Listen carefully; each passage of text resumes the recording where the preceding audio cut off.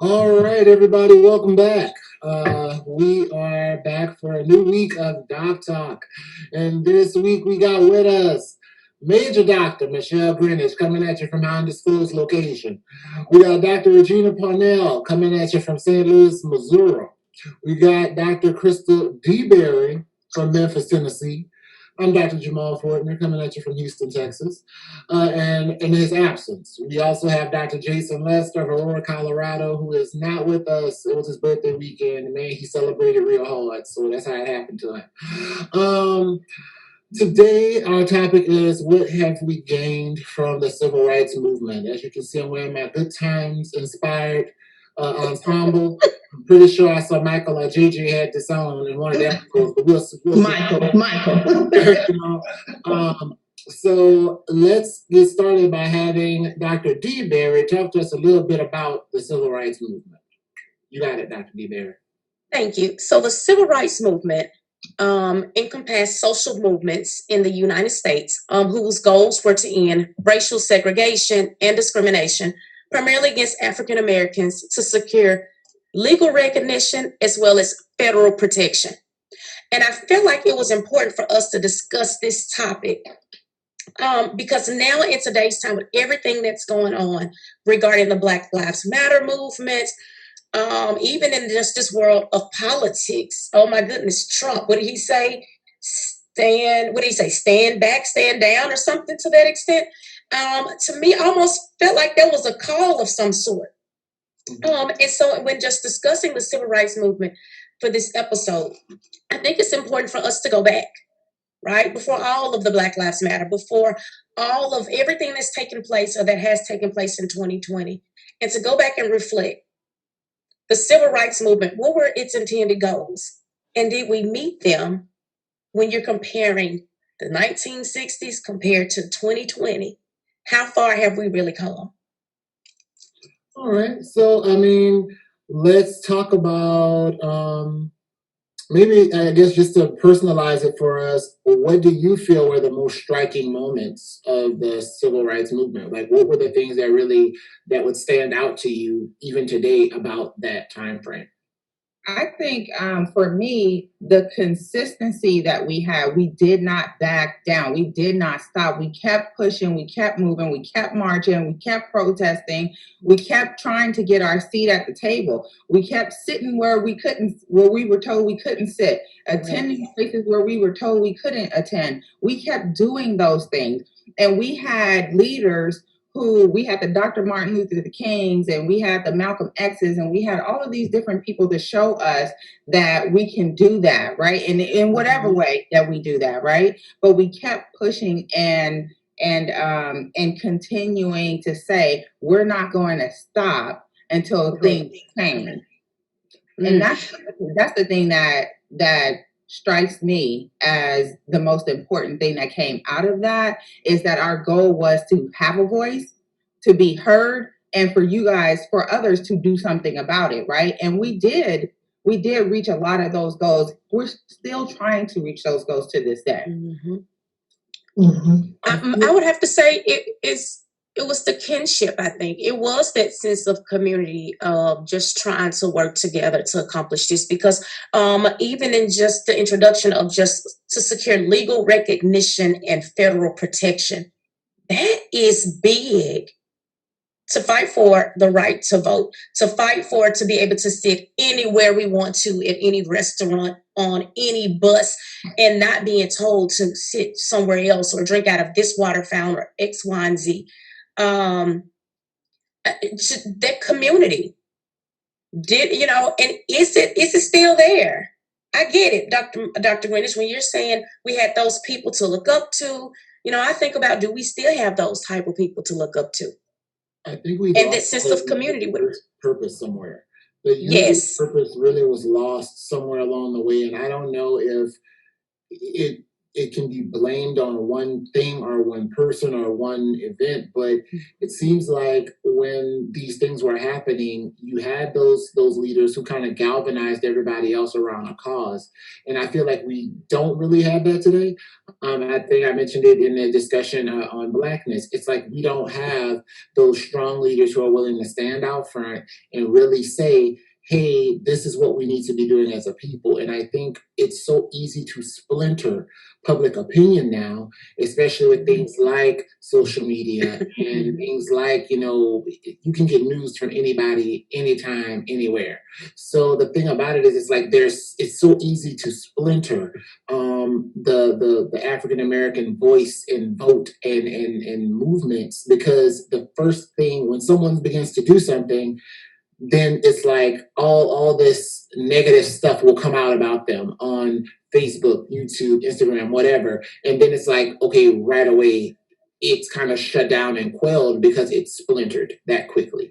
There were rumors about MLK even back then, well, he's messing around, he's doing this or he's doing that, but they didn't have Instagram, they didn't have YouTube, they didn't have the readily available means to hear all these things.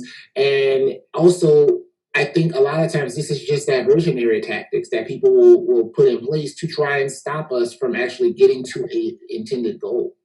Yeah, and I would just add that I think somewhere we lost the message. We lost the sense of powerness and the sense of togetherness.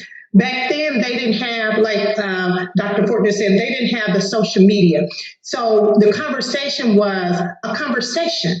They were able to give out information to their children. They were able to sit and talk because television and cable wasn't as popular. So you didn't have anyone else tainting your children. You were able to give them that information and provide that foundation to them of what a community looked like. But we've gotten so away from family and community because now we're social media. You go to somebody's house, everybody don't eat at the table anymore because everybody got a TV in their room or everybody got technology in their room. So I think that sense of togetherness and the fact that education don't teach you about, in the school system, they don't teach us about the civil rights movement. They don't teach us about the true meaning of slavery and what our people really had to go through. Dr. DeBerry talked about the water fountain, but it was just simply going into a store and you couldn't even try on the same shoe. And I lived through that time, even though, I'm not as old. Well, I would say I'm not as old, but I wasn't, going into certain stores, we couldn't try on shoes. We couldn't try on clothes. So I value the fact that I can do that now. And those are conversations that I have with my children. MLK Day, it's a day off for a lot of people, but we go out and we do community service. So I teach them to give back to the community. And so many of us, we've gotten to the point that we appreciate what we have now, that we don't want to think about where we've been. So we have to connect the two because we're going to lose the generations in front of us. Our foundation, they're not going to be able to have a voice on how to fight for themselves. So I appreciate all the young people that have the Black Lives Matter movement, because it wasn't something that I thought of. It was just, I'm trying to do things in the community, and these young people have made a movement across the world, and I appreciate them for doing so. So things like that, we have to engage our kids in and not pull them away. I had my son out doing the Black Lives Matter march when George Floyd was murdered. So we have to, as adults, our generations, we have to bring our kids along. Hey, this impacting you. Put that game down, put that cell phone down, and let's get out here and walk, because your life matters more to me than anybody's life, regardless of what color you are. Dr. Parnell, you know what you said, turn the TV off, put that game down, and pull your pants up. Dr. Fortner came on and said, hey, I'm wearing my little shirt, right? Yeah. Dress was important. When you look at all the pictures back from the civil rights movement, how were they dressed? Yeah. In business suits. It's business. Mm-hmm. We've lost that too. Them business shoes. Think about it. Dress was very important. Remember how you had your Sunday clothes, right? And your Sunday shoes. You didn't wear that during the week. you wore that on Sunday, right? Or when it was time for business. And now it's just it's come as you are. But I think that also speaks to a level of pride that people took in their appearance. Yes. And understanding that, people say dress for success, dress for what you want, not where you Correct. those types of things are very evident in the way that they carried themselves. Because I mean, when you saw MLK, you saw Ralph Abernathy, Joseph Laurie, you name it. They were always dressed to the nines. Like you didn't see them outside in like a sweatsuit, and a Kango. That wasn't it. Like they actually looked like somebody that was going to work, not going chill at a cookout type situation. And I think that we as the people need to get that sense of pride back. I mean, I think people had worked so hard for what they had that it was like, I'm proud of what I have, and I'm not going to let you denigrate my experience by being able to look at my clothes and go, oh, look at them. They, they don't care or whatever. They're out here, they're chilling.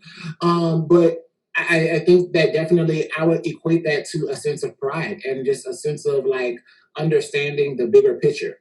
Yeah. And I think part of it too, though, is complacency. We got complacent, right? We didn't keep it going. You know what I mean? What we had before, we somehow at some point we paused and we got complacent because we got a little bit of something, right? We got a little bit of something. We took the signs down. We got a little bit of something, and then we didn't keep it going, right? All of our leaders from then, either got old or no longer here on this earth, right? And so we didn't have any consistent big leaders, right? So we have leaders, you know what I mean? They're always going to be around, but not necessarily a household name, right? And because of that, we had no one to follow, you know what I mean, that America as a whole was going to look at and take heed to, right? And so I think we got complacent. And then when talking about our appearance, what we did was, now one thing I will say about us African American people, we think big about how we dress, right? It was the context changed over time. It changed over time, right? And so gone was the suits, right? And we replaced them with other types of dress. And that America as a whole doesn't look at as we about business. You know what I mean? So this might be looked at as, oh, that's the person from the hood who might be doing this or that, when in all actuality, we're actually about something as well, but we wanted to be different. And that difference wasn't accepted by everyone. It was accepted by our culture, but not everybody else. You see what I'm saying? And so now saying that needs to change, because I think we should be able to do that, and people recognize that we're still about business, but we still have to learn how to make sure that other people look at us and take us as seriously as we want them to, if that makes sense. Of course. And also, I think one of the big things that stands out for me is, I'm a fan of a lot of older entertainers, your Sammy Davis Jr., Diane Carroll, Della Reese, you name it. One thing I'm noticing is back then, these entertainers were used as just kind of an accessory. They weren't the main voice. You had, like I said, the MLKs and the James Lords and Joseph Lords and whatnot. These were your main voices who were speaking to the issues. Now, it was something to have a Diane Carroll standing beside you at this march or this rally, because now America knows her. So America's going to take notice because Diane Carroll's there, but her words were not necessarily the focal point. I think now, especially for this generation, we allow people who are entertainers to step into roles that they were never built to fit. So I don't want Kanye West speaking for me on issues that are taking place in the Black community. I don't want, and I mean, I'm using him as an example. Nothing against Kanye West, but he does not speak for me. His existence and his way of living is quite a bit different than I. I love Beyonce. I'm a huge fan of Beyonce, but I don't think it's fair that I should give Beyonce the role of savior of the Black masses. Right. You know, when Barack Obama was elected into office, yes, he's a leader, but he is the president of the entire nation. He's not the Yes. president of Black people. And so Correct. stop expecting him to be a voice for every Black person that's ever lived, because that is not his job nor his goal. And it's like we get other people who are emerging as leaders, and these are the ones that people will then begin to splinter on. So I think the brother's name is Sean Ross. Is it Sean Ross? I believe. I think he's white, like an Instagrammer. Sean King. Sean King, maybe. Okay. Yeah. Sean King. Okay, I'm sorry. I'm sorry, brother. I didn't know your name. Anyway, Sean King. You know, he's a white guy, but or at least visually appears so. And I mean, then it became this issue of like, why is this white guy, you know, who's married to a Black woman, the one who's pointing all this stuff out? The fact of the matter is he's doing it. You know, you're complaining, but you're not doing it. You know, Tamika Scott, she's out front a lot with the marches and whatnot. You know, and it's like, when we get somebody who's willing to do the work, we find fault with them. Yes. Then we complain because there's nobody willing to go out and do the work. And it's kind of like, okay, so either you can do it or you can let them do it and support them. But you don't get to complain and belittle what they're trying to do, and you won't do anything at all. And I feel like that mentality and that type of thinking is largely what's kept us in this relegated state. Because, perfect example, Democratic primaries. When Kamala was kind of boosted to the top and Cory Booker was boosted to the top, everybody went, oh, what have they done? They're not that great. Mm-hmm. But then when the final race ends up being two old white men, we go, well, God, dog, it had all those, it had Hispanic people, and it had somebody who was gay, and it had, you know, women in there, and all this, and we ended up with the same old white man. Right. But where were you at the outset? Where were you when these people needed support? Mm-hmm. Yeah, and it takes like you were saying, I'm not familiar, you know, I'm not social media savvy, so I'm not familiar with the young man that you were speaking of, but it takes everyone to bring together for that movement. It's not just, the thing that struck me the most was when we went to the Black Lives movement here, parade, march here, that it was women of different race, and they had signs, and their signs were, I'm a mother of a white son, but I care about my sister's son. And so that spoke volumes. So it's not that everybody is against Black Lives Matter. We have to come as one and work it together, and not be so quick to shun someone else because they don't look like us, because they don't talk like us, because they don't live around us, but other people care about us. So we have to be one, and we have to learn to accept that. You know, coming from the South, it was hard because I grew up in the segregated times where we had to go to schools in our neighborhoods, where we couldn't go to certain areas because of the color of our skins, and we couldn't try on shoes because of the color of our skin. So it was hard for me. And I went to school from pre-K to undergrad, all Black. So it was an adjustment for me to even open up. But the thing about it, you have to open up in order for things to change, to hear what someone else has to say, to have that debate about why Trump wasn't the best president for me. So it happens. And we have to stay, calm about it. I can't get mad at you because you white lives matter, because you are who you are. But I guarantee you I'm going to stand on Black Lives Matter for me, and I'm not going to sway. You know what? And I mean, so being a clinician and seeing a lot of different types of protesters from different backgrounds. Mm-hmm. It's so interesting, though, because even when I'm talking to some people who are not protesting at all, and just, how you just have general conversations with clients, some of my clients would say, well, I don't understand why they out there for us anyway. How is this benefiting them? Why do you think they're really out there? Do you think it's really for show? Do you think? And so it's almost a matter of, ma'am, we're getting this overwhelming support now in the Black Lives Matter movement, and some of us can't even accept that. Yes. Look at why the original civil rights movement succeeded. when we look at like why there was success there, a lot of the successes came on that after, you know, you had white Northerners who saw what was happening and began to take action. I mean, unless we get buy-in, I feel like from everyone, you know, it's kind of pointless. Like you hear things all the time with, oh well, somebody's going to buy some land and then all Black people can go live there, and it's kind of like, no, we're not going to do that. It's a nice thought, it's a nice concept, but how well does this seem to work? You know, you're not the first person to have this idea. Why didn't it work the first time? Let's start from there. Like, the fact of the matter is, we live in a world and in a society that is a multiracial, multicultural, diverse society. Our world is more than just Black people. And so I feel like we really have to learn also how to work cooperatively. Like, speaking of what Dr. Parnell said, I remember seeing the marches where they had the Native Americans who were out. And the thing is, we need to understand that all support is a positive.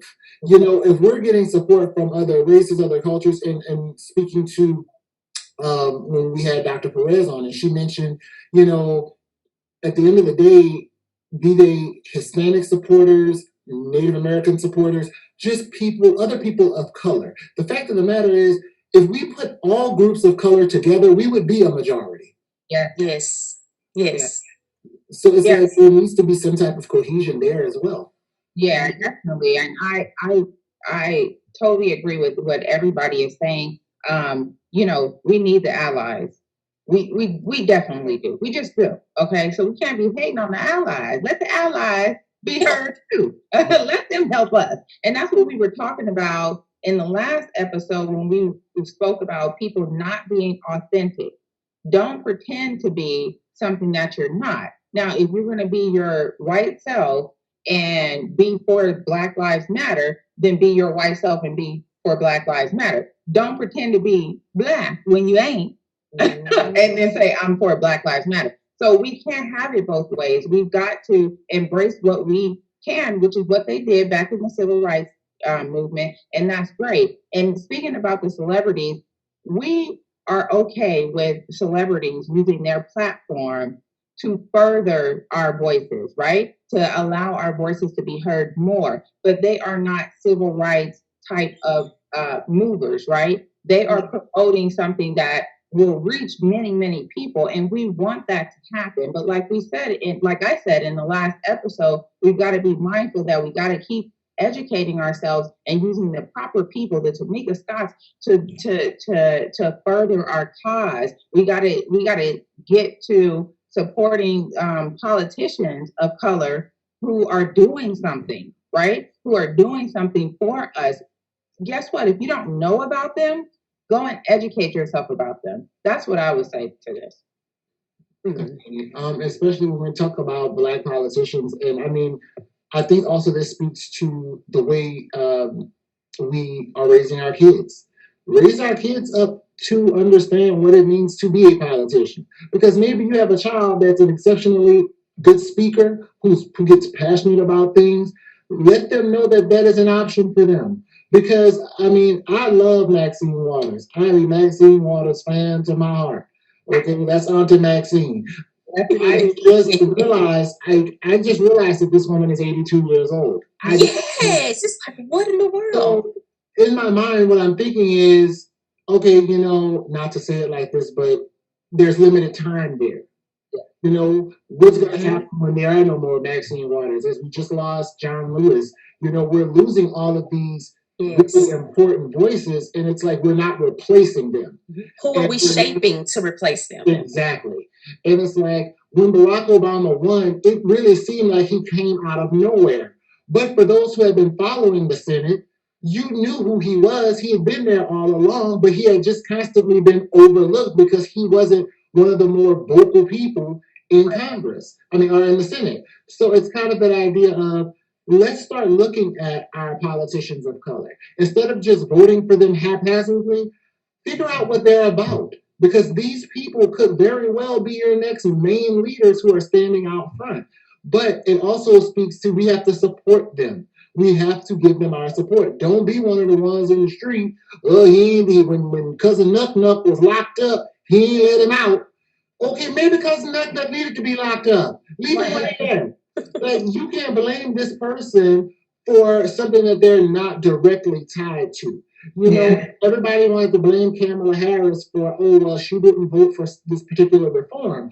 Okay, but are we not going to blame whoever was responsible for putting these people in jail in the very first place? Let's go back a little further than that.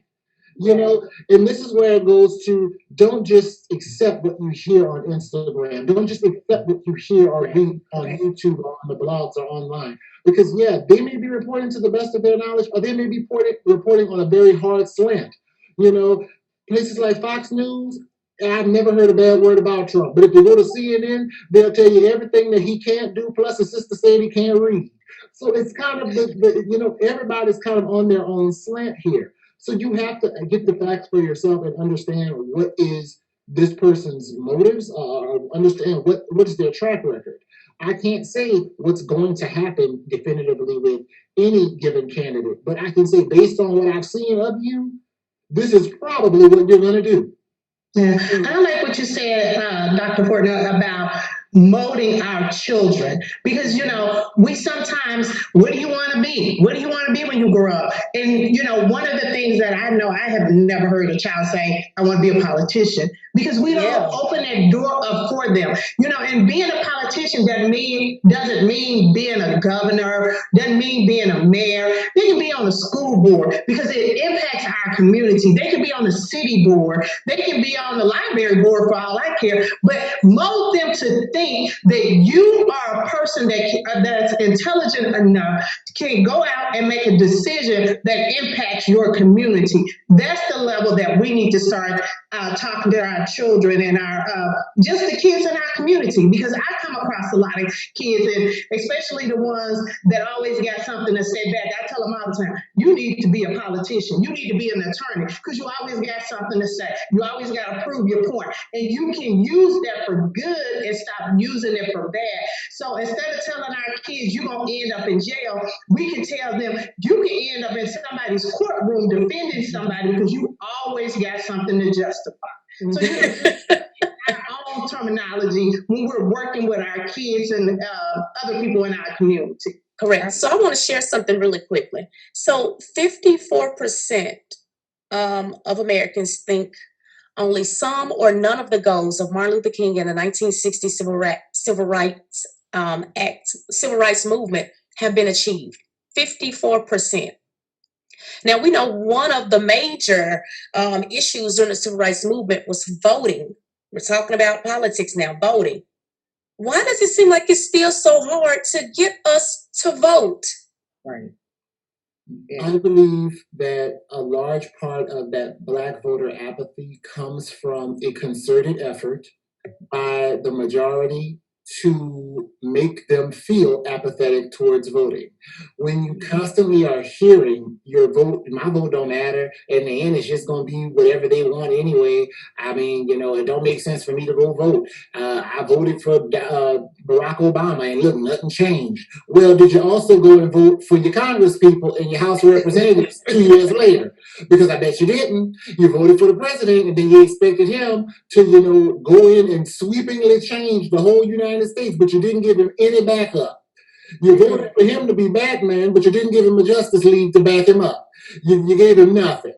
Okay, so help yourself and help everybody. That's why I say, man, if it's an election, I'm voting. I don't care what it's for. A president down the dog catcher. I want my vote counted. As Regina said, it could be the library board. I want to know what books going in that library. If it's on my tax dollars, I want to know what books is being put in that library.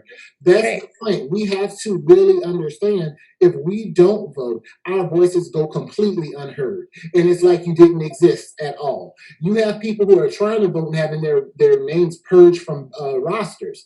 So clearly, if they're going through the trouble of having this concerted effort to purge Black voters from the rosters, clearly our voices matter. We got to do something about it. You know what? Dr. Greenidge brought up a good point in that we're comfortable. I don't think some people realize that there's still a fight. Yes. A big fight. So just even think about the voting, how they're just trying to cut the voting hours, cut the voting times. Just, I feel like this is an attack on us, right? And I've even heard a lot of people say, you know what, my job won't even allow me off to vote. Wow. How many of that is us? You know what, Dr. DeBerry? When somebody put a hurdle in your way, you got to overstep it. Most definitely. From 6 a.m. to 8 p.m. Not one of us work that length of time. Get up early and go vote if you really want to vote. If you really want to vote. Don't make an excuse. Be about it and do it.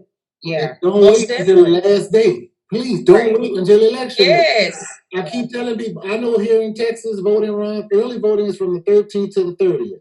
And they have the same hours that the poll has on election day. Therefore, you don't just have one day to go vote. If you're scared of corona, put a trash bag on, a face shield, get your hazmat suit and get to the polls ahead of time and make sure you cast your ballot. I'm sorry, it's worth it to get up early. It's worth it. Or go in later and go do it. Make sure that they're taken care of, because the thing is, this year specifically, with regards to voting, this is a huge year because you're not only electing a president in a very tumultuous time, but you're also electing Congress people, representatives, and this year is going to be when they redraw the districts. So if you don't want your district being gerrymandered and cut all up so that you get less funding and less representation, get out there and go vote. That is going to be a big, big thing for this year. Right. And I think I sent you guys, I sent the group a video of this guy rapping about the voting process. I'll put it to my Instagram as well soon. And it talks about the importance of voting and how to vote. You're not just voting for the president. You've got to vote at every level. Congress. You've got, it means so much more. So 2 things I want to point out. Number one, that complacency, like Dr. DeBerry brought out. We got complacent when Dr. Martin Luther King's of the world and all those people that made it a point to make sure that we got the opportunity to vote, made that happen. We forgot all about it, right? So why did we want to be able to vote in the first place? Go back and look that up. That's number one. Number 2, your vote does matter. If there's 100,000 of us, right? If there's 100,000 of us and 99,000 of us go out and vote and they lose 15,000, we still got all of those 75% left that did count, right? So even if you want to, think about it from that perspective, even if we say, go ahead and concede to the fact that some of our votes are going to be lost, if we all say, I'm not going to vote because my vote is going to get lost, then we're never going to get anywhere, okay? The other point is, in the civil rights movement, we fought for every single level of change that we could, and we got, what you say, 54%, Dr. DeBerry? 54% of the people feel like that the goals were accomplished. I'm sorry. Let me pull it back up. I don't want to misquote it. 54%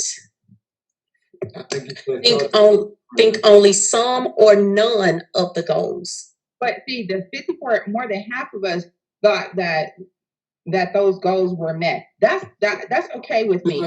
46. Oh, the 46 thought that, okay. So either way, it's still a good chunk of us, right? But that's because we know what we were fighting for. You can't expect that a president is going to come in and make changes right off the bat, because the president is not the only person that has a say. The president has little say, actually, if you look at the big picture, right? So we need to go and we need to be voting for the congressman. We need to be voting for the Supreme Court. We need these people. We need the right people at all levels. So if you think somebody's not doing something for you, I would behoove you to ask yourself, why, right? Why? Because nothing is going to change overnight. Most of what you see right now in the 4 years that Trump has been the president are things that came from before in the previous administration. Yes, thank you. So I would just educate yourself on the process. You can't expect change to happen in 2 minutes. It's going to be years. And that's what we're seeing. We're reaping the benefits of the civil rights movement now, and people are going to be reaping the benefits of the Black Lives Movement 20 years from now, okay? So I want you to be thinking about it from that perspective. Yeah. So, and I would say change won't happen until you change your mindset. So until we get up and do what we need to do for ourselves, our communities, for our children, our family members, nothing is going to change. So while they're sitting saying their vote doesn't matter, every vote matters. Most definitely. Most definitely. So do you all as a group feel like the goals of the civil rights movement were accomplished? Yes. Yeah. Yes, I do. Sense, what they were immediately trying to accomplish, yes, I think they did a great job. Correct. I think the post civil rights movement and the torch that still needed to be carried on, I think somebody accidentally dropped it, and it's still lit. We need to pick it up. And this is not to take away from the Black Lives Matter movement whatsoever. I'm speaking as a whole. Again, that civil rights movement, we saw kinship, we saw community, we saw business. And I feel like now there's just so many different perspectives and opinions, and it just kind of clouds the whole objective of where are we trying to go now. In the Black Lives Matter movement, sometimes the difference of opinion clouds the purpose of the movement and the progress that they have actually made. I feel like as a community, we just need to get back together to say, hey, you all, we really need to be voting. Let's go right now. Who's knocking on doors? People are not knocking on doors anymore.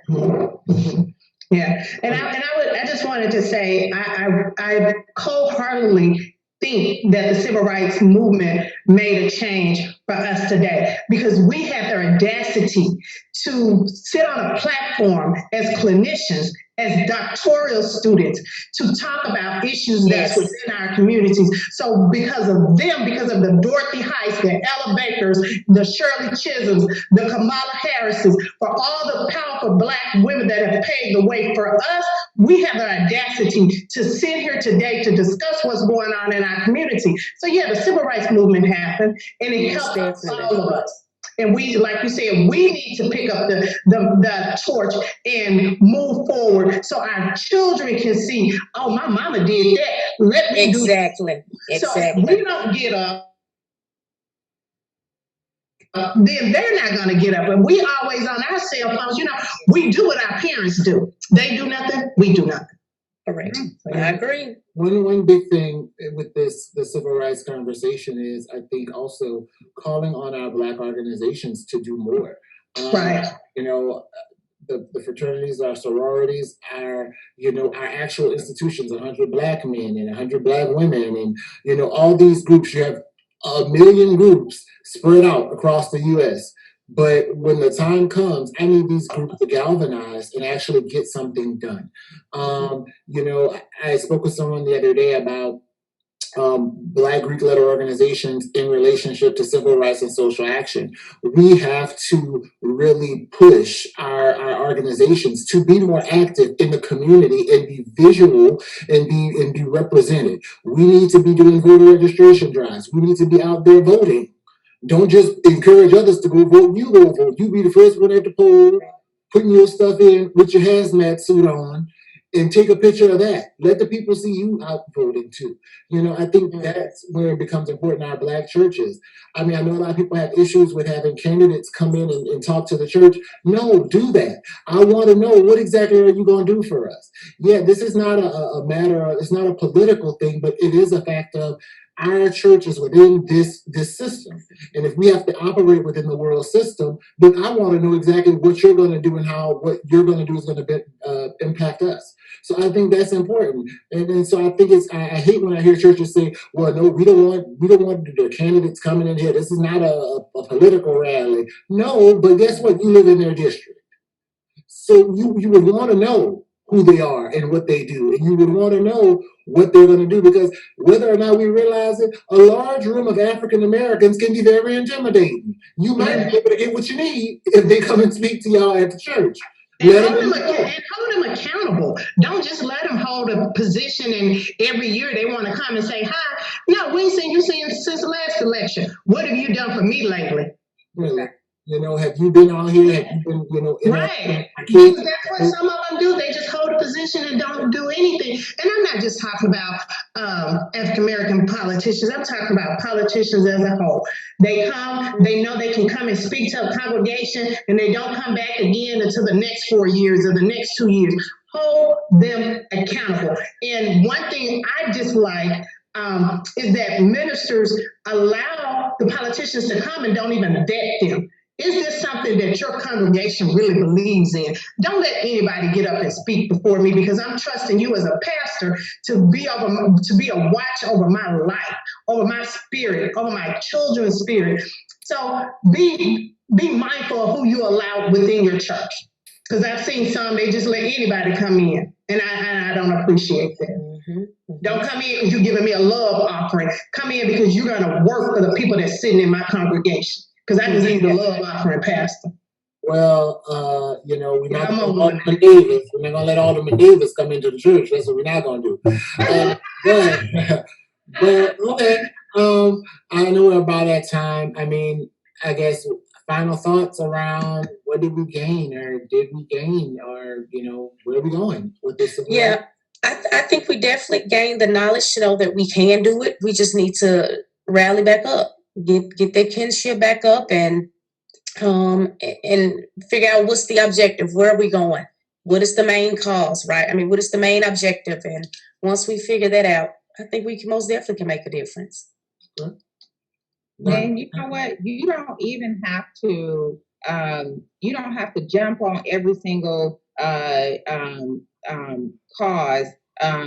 You just need to just get on one, right? So if that's even in your community, the focus right now is just on voting, then just focus on voting right now, but do something. So I don't want you to think that you've got to go and you got to be a part of every little thing that's going on, right? We're human, right? And that you can get burnt out from that. So it's okay to take one step, just one step. I'm just going to challenge you to do that. One step. And what we learned from civil rights that we can say clearly today is that we gained the right to vote. So get out and vote. Yes. And I would say, piggybacking off of DeBerry and Greenidge, that one step, you don't even have to step outside your home. Yes. Pull your family together. Everybody that's 18 and older, pull them and go and vote. I have a family chat, and I text my cousins. I said, this year, we're all going together. Because I know some of them are not registered to vote. But we're going to go. We're going to do early voting. And we're going to get them registered, and we're going to vote, and we're going to celebrate. Because my grandmother, she paved the way for us. And our vote matters for our grandchildren. So we have to make a stand somewhere. And it starts with us within our families. So I would tell anybody that's out there that hadn't voted, pick your pride up and go vote, and pick up your family members and take them with you, because it impacts. If you're not on public aid, you might have a family member on public aid, and it impacts them. And if you know you're not on public aid and they are, it's going to impact your income because they come to you for help. So just go out and get them, rally together, be as one, be as a family, do something to celebrate, and make your vote and your voice count. Mm-hmm. The biggest thing that I say we should take away from civil rights would be the unity of purpose and pride and dignity. Oh, yes. Be mindful of how you're carrying yourself. With Black Lives Matter, with all of it, with whatever your organization or movement of choice is, be mindful of how you're carrying yourself out there. It does matter, because you're being seen as a representative of that movement, and you're being seen oftentimes on a much larger scale than you realize. The last thing anybody needs is somebody out there being a clown and diminishing and denigrating the message that the movement is trying to give off and give out. Yes. Pride, dignity, please, invest in both. Learn about both. With that being said, keep watching. We got good things coming. We actually have 2 very special episodes that are going to have a men's panel and a women's panel discussing the state of Black men and the state of Black women in the United States. So, y'all, we got some good stuff coming for y'all. So, thank y'all for being with us this week, and we'll see you next week.